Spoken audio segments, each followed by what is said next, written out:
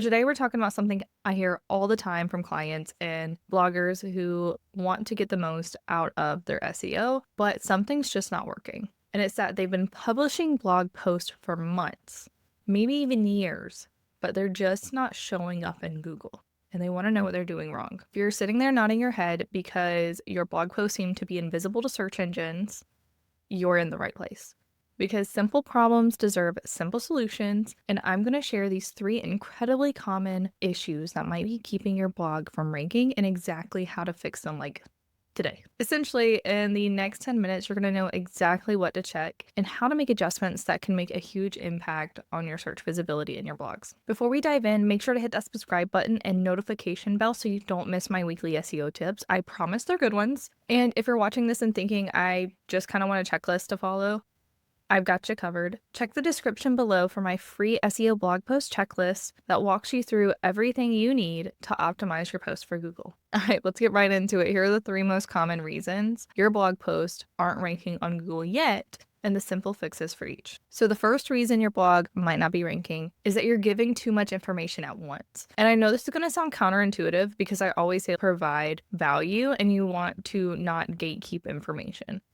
And that's not what I mean here. I mean, there's such thing as giving too much value in one post. When your reader clicks on your blog expecting a solution, but instead finds a massive wall of information that feels overwhelming, they're going to leave. And Google's going to notice when they leave. And that does not help your SEO. You want people to spend more time on your site, which means you have to make your content reader friendly. And I see this a lot with new bloggers and even clients in that they pour their heart and soul into these epic 3,000 word blog posts covering every single aspect of a topic, and it is amazing content, but it's too much for most readers to consume in one sitting. All right, but the fix, you're going to break it up. So instead of one massive comprehensive guide, create a series of focused, digestible blog posts that each target a specific keyword. Instead of creating this overwhelming massive piece of text, think of it as serving juicy, bite-sized snacks instead of a full 7-course meal. Your readers are going to thank you, and so will Google. Now, I did an amazing interview last summer with Lauren Dewey, a learning specialist, and we talked a lot about how readers consume content.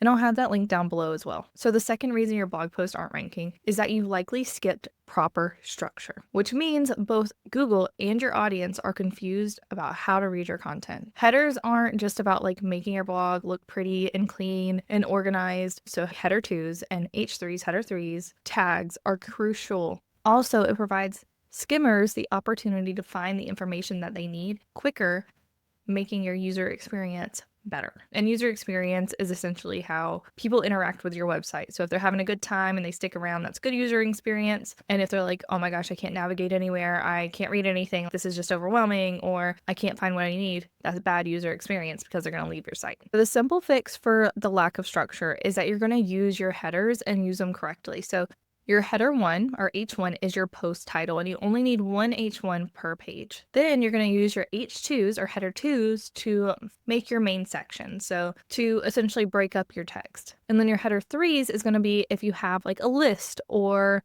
steps within your blog post that you want people to follow, and that's going to be underneath your header 2s. And you want to have a transition in between each. So don't just go header 2, header 3. You want to have like at least a short transition between the two. And then when it comes to your content, like your paragraphs, you want to make sure that you have only 3 to 4 sentences. You could even do 1 to 2 sentences in each paragraph to make them digestible. Keep it short, keep it simple, keep it sweet. Okay, so which leads me to, have you been using headers in your blog post? Yes or no? Drop a comment below and let me know if this is something that you've been overlooking or if you're like, nope, I've got this. All right, so the third reason your blog isn't ranking is that you don't have a keyword strategy or you're not doing your keyword strategy before you write. It is okay to come up with your ideas before your keyword strategy, go for it, but make sure you pick your keyword before you write. You can hate the algorithm all you want, but if you're not telling Google what you're talking about, it's not going to figure it out from context clues. Google isn't your mind reading bestie. It's more like your socially awkward BFF who needs things a little spelled out. And if you're wondering, yes, I am the socially awkward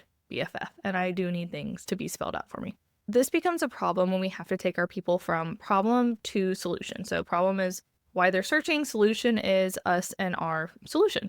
When we don't address what they're searching for, they're not going to find us. For example, I find this a lot with like OBMs, SEOs, messaging strategists, designers even. copywriters. And it does come across in different ways in different industries, but we know the correct terms. If you're an OBM, you know what an OBM is.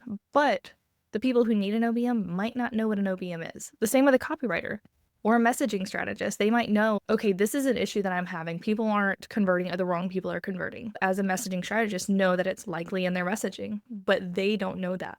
So we have to think of it that way. That's why I always say do the keyword research first so we know what people are actually searching for, and then write your post so that you can phrase it to best serve them. Pick one primary keyword, 2 to 3 secondaries, and then make sure you're using them naturally. The key here is naturally throughout your content. Give them the keywords, give them structure, and give them a reason to rank you. And by them, I mean Google and search engines and like ChatGPT and all those good things, because that's how you're going to get found. I try to keep that a little short, but you know how I am. And if you don't, you'll learn. It's a thing. If you're ready to get your blog post ranking on Google ASAP, I've made it super easy for you, at least to get started and to problem solve some of those trouble areas. You're going to want to grab that free SEO blog post checklist. It's linked down below, and it's going to make sure you don't miss any steps when you're trying to optimize your post so Google can find another. The theme of today was simple problems, simple solutions, and you don't know what you don't know. So these may be simple fixes, but again, you don't know what you don't know. So break up your content, add a clear structure, and implement a keyword strategy. This will make a huge difference in your blog's ranking potential. And once you have those issues ironed out, that's when you can look deeper into your blogging strategy and figure out, okay, maybe it's not this, maybe it's something on my website, because that can happen. Your SEO on your website can impact how well your blog posts are performing, even with the most well-written blog post. Your SEO on your main website can bring them down. If you found this helpful, don't forget to hit the subscribe button and notification bell so you don't miss my next video. And thank you for watching, and I'll see you in the next one.